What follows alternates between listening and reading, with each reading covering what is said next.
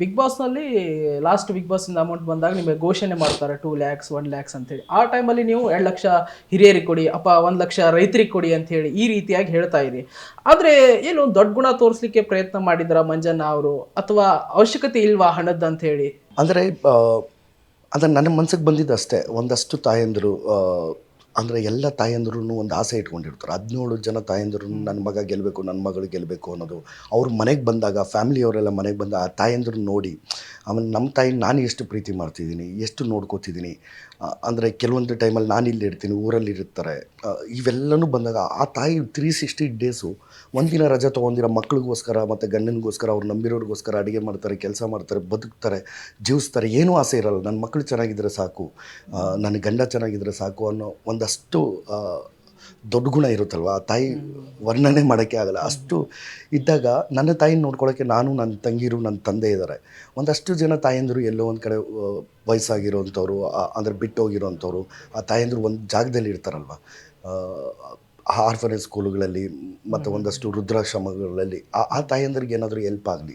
ಯಾಕಂದರೆ ನಂದು 4th place ಬಂದಾಗ ನನಗೆ ನಾನೇನೋ ನನಗೇನೋ ಕ್ಯಾಶ್ ಪ್ರೈಸ್ ಬರುತ್ತೆ ಅಂತಲೂ ನನ್ನ ಎಕ್ಸ್ಪೆಕ್ಟೇಷನ್ ಇರಲಿಲ್ಲ. ಓಕೆ. ಅದು ಸ್ಟೇಜ್ ಮೇಲೆ ಅದು ಬಂದವಾಗ ಅದನ್ನು ಅಲ್ಲಿ ತಲುಪಿಸಿ ಅಂತ ಹೇಳಿದೆ. 1 ಲಕ್ಷ ಬಂದಾಗ ರೈತರ ಮಗ ಆಗಿ ರೈತರ ಕಷ್ಟ ಏನು ಅನ್ನೋದು ಗೊತ್ತು. ಆ 1 ಲಕ್ಷ ಯಾವುದೋ ಒಂದು ಇಬ್ಬರು ರೈತರಿಗೆ ಏನೋ ಒಂದು ಬೆಳೆ ಇಟ್ಕೊಳ್ಳೋಕ್ಕೆ, ಏನೋ ಅವ್ರ ಜೀವನ ಕಟ್ಕೊಳ್ಳೋಕೆ ಆಗುತ್ತೆ. ಅಂದರೆ ರೈತರು ಸಿಕ್ಕಾಪಟ್ಟೆ ಕಷ್ಟಪಡ್ತಾರೆ ಸರ್. ಒಬ್ಬ ರೈತರ ಮಗ ಆಗಿ ಈ ರೀತಿ ಈ ಲೆವೆಲಿಗೆ ಬರ್ತೀನಿ ಅಂತ ಅನ್ಕೊಂಡಿದ್ರಾ? ಇಲ್ಲ ಸರ್, ಅಂದ್ಕೊಂಡಿರಲಿಲ್ಲ. ನನ್ನ ನಟನೆ ನನಗೆ ಫಸ್ಟು ಆರ್ಮಿಗೆ ಸೇರಬೇಕು ಅಂತಿತ್ತು. ಅದು ಕಾರಣಾಂತರಗಳಿಂದ ಆಗಲಿಲ್ಲ. ಅದಾದಮೇಲೆ ನಟನೆ ಅನ್ನೋದು ಬಂತು. ಅದನ್ನೇ ಅದೇ ಆರ್ಮಿದು ಕ್ವಶನ್ ಕೇಳಬೇಕಂತ, ಯಾಕೆ ಅದು ಈ ಥರ ಚೇಂಜಸ್ ಆಯ್ತು ಅಂತ ಹೇಳಿ ಆರ್ಮಿಯಿಂದ ಈ ಕಡೆ? ಅಂದರೆ NCC ಮಾಡಿದೆ. NCC ಮಾಡಾದ್ಮೇಲೆ ನನ್ನ ಫ್ರೆಂಡ್ ಮೋಹನ್ ಅಂತಿದ್ರು, ಬಾರ್ಡರ್ ಸೆಕ್ಯೂರಿಟಿ ಫೋರ್ಸು, ಅಲ್ಲೆಲ್ಲ ಹೋದೆ. ಬಟ್ ಇರೋದು ಒಬ್ಬನೇ ಮಗ, 3 ಜನ ತಂಗಿರಿದ್ದಾರೆ, ಆಮೇಲೆ ತಂದೆ ತಾಯಿ, ಲೈಕ್ ಈ ಥರದ್ದೆಲ್ಲ ಬಂದಾಗ ಅದು ಬೇಡ ಅಂಥೇಳಿ ಆ್ಯಕ್ಟಿಂಗಿಗೆ ಅಂತ ಬಂದಿದ್ದು. ಆ ಫ್ಯಾಮಿಲಿಯವರು ಸಿಗ್ನೇಚರ್ ಆಗಿದೆ ಆ ಥರದ್ದು ಆ್ಯಕ್ಟಿಂಗ್. ಅದೇ ಥಿಯೇಟರಿಂದ ಸ್ಟಾರ್ಟ್ ಆಗಿದ್ದು ಜರ್ನಿ, ಅಂದರೆ ಸಿನಿಮಾಗಳು ಇವೆಲ್ಲನೂ ಆಗ್ತಾ ಬಂತು. ಈಗ ಬಿಗ್ ಬಾಸ್. ನಿಮ್ಮ ತಂದೆಯವರು ಹೇಳ್ತಾ ಇದ್ರು ಬೆಳಿಗ್ಗೆ ಒಂಥರ ಇರ್ತಾನೆ ಮಂಜಣ್ಣ, ರಾತ್ರಿ ಒಂಥರ ಇರ್ತಾರೆ ಅಂತ ಹೇಳ್ತಾ ಇದ್ರು ಅವಾಗ. ಅದ್ರ ಬಗ್ಗೆ ಏನು ಹೇಳಿ, ಯಾಕೆ ಅದು ಏನಂತ ಕ್ಲಾರಿಫಿಕೇಶನ್? ಬೆಳಿಗ್ಗೆ ಒಂಥರ ಇರ್ತಾರೆ ಮಂಜಣ್ಣ, ರಾತ್ರಿ ಒಂಥರ ಇರ್ತಾರೆ ಅಂತ ಹೇಳಿ ಯಾವ ತಂದೆನಾ? ನಿಮ್ಮ ತಂದೆಯವರು ಹೇಳಿದ್ರು. ಮಣ್ಣೊಂದು ಸಂದರ್ಶನದಲ್ಲಿ ನೋಡ್ತಾ ಇದ್ದೆ ನಾನು, ಹೀಗೆ ಬೆಳಿಗ್ಗೆ ಒಂಥರ ಇರ್ತಾನೆ ಮಂಜಣ್ಣ, ರಾತ್ರಿ ಒಂಥರ ಇರ್ತಾರೆ ಅಂತ ಹೇಳಿ.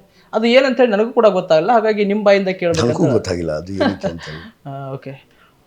ಉಗ್ರಂ ಮಂಜು ನಂತರ ನೀವು ತುಂಬ ಬದಲಾದ್ರಿ, ಅಥವಾ ನಟನೆಗಳಲ್ಲಾಗಲಿ, ತುಂಬ ಸಿನಿಮಾಗಳಲ್ಲಾಗಲಿ, ಈ ಬಿಗ್ ಬಾಸ್ ಆಗಲಿ, ತುಂಬ ಈ ನಿಮ್ಮ ಸಿನಿಮಾಗಳಲ್ಲಿ ಹೆಚ್ಚಿನ ರೀತಿಯಾಗಿ ಸ್ಥಾನವನ್ನು ಪಡೆದುಕೊಳ್ಳಲು ಕೆಲವು ಡೈರೆಕ್ಟರ್ ಮನೆಗಳಿಗಾಗಲಿ ತುಂಬ ಸ್ಟ್ರಗಲ್ ಕೂಡ ಮಾಡಿದ್ದೀರಾ.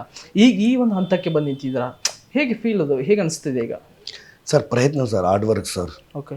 ನಿಮ್ಮ ಪ್ರಯತ್ನ ಪಡ್ತಿದ್ರೆ ಅದು ಎಲ್ಲೋ ಒಂದು ಕಡೆ ತೊಗೊಂಡು ಹೋಗುತ್ತೆ ಸರ್. ಇವತ್ತು 200 ಸಿನಿಮಾ ಮಾಡೋದು, ಒಂದಷ್ಟು ವರ್ಷ ಸಿನಿಮಾ ಇಂಡಸ್ಟ್ರಿನಲ್ಲಿ ಇದ್ದೀನಿ ಅಂತಂದರೆ ಎಲ್ಲದಕ್ಕೂ ಪ್ರಯತ್ನ ಸರ್.